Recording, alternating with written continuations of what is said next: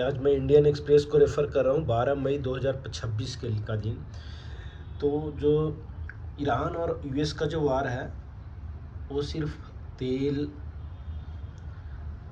Crude oil, gas, PNG, LPG तक ही सीमित नहीं है। ये एक फर्टिलाइज़र भी इससे इम्पैक्ट होगा। तो और जिसके कारण अगले सीजन में फार्मर को थोड़ी महंगाई झेलना पड़ सकता है।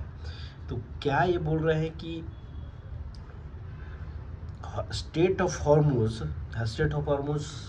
बताते चलते हैं कि ये वही इलाका ईरान के अंदर में आता है जिसके जो कि समुद्री जितने भी आपके शिपमेंट आते हैं, जितने भी हम लोग चीज़ें इंपोर्ट करते हैं वो इसी रास्ते से आता है।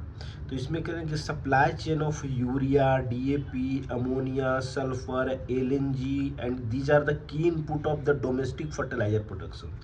तो ये लोग की इनपुट है फॉर फर्टिलाइजर्स प्रोडक्शन के लिए, जो कि हमारे खाद्य जितने भी यूज होते हैं हमारे किसान भाई के लिए।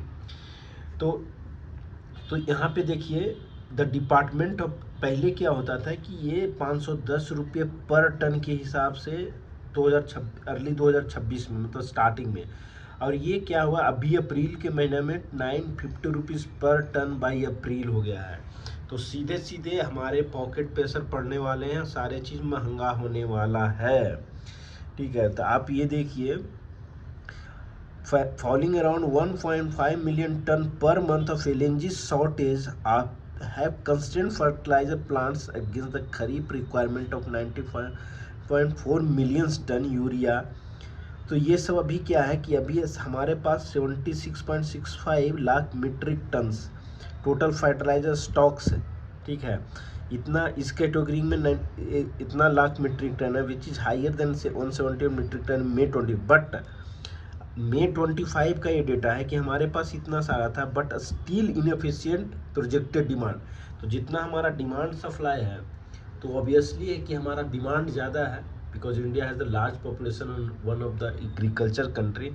तो जिसके कारण हमको 100% है कि ये शॉर्टेज होगा।